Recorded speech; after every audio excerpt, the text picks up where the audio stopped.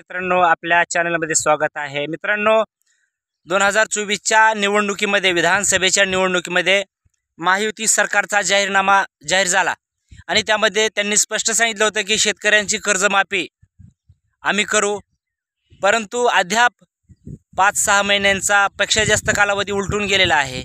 अद्यापही फडणवीस सरकारनं कर्जमाफीबाबत कोणताही ठोस निर्णय घेतलेला नाही। या उलट त्यांचे काही मंत्री सहकारी जे असतील ते म्हणतात की आम्ही हा वादा किंवा जो जाहीरनामा प्रसिद्ध केला होता यामध्ये कुठल्याही प्रकारची अशी भूमिका घेतलेली नव्हती। त्यामध्ये काँग्रेसमधून आलेले भाजपवासी राधाकृष्ण विखे पाटील यांचा महत्त्वाचा वाटा आहे असे शेतकऱ्यांच्या विरोधात भूमिका घेणं। मित्रांनो, काल फडणवीसांना एक प्रश्न विचारण्यात आला की आपण कर्जमाफीबाबत बोलला होता, पहिल्या कॅबिनेट बैठकीमध्ये निर्णय घेऊ असं सांगितलं होतं, त्याचं काय झालं?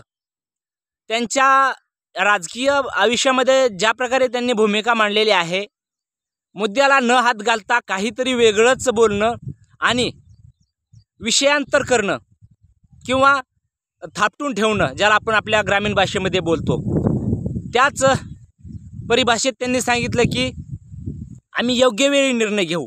आता ही योग्य वेळ कधी येणार? शेतकऱ्यांच्या आत्महत्या दिवसेंदिवस वाढत आहेत आणि योग्य वेळ कधी येणार?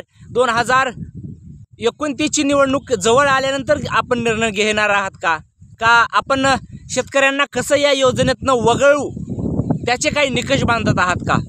फडणवीस साहेब, तुम्हाला याचं उत्तर द्यावंच लागेल। जय हिंद, जय महाराष्ट्र।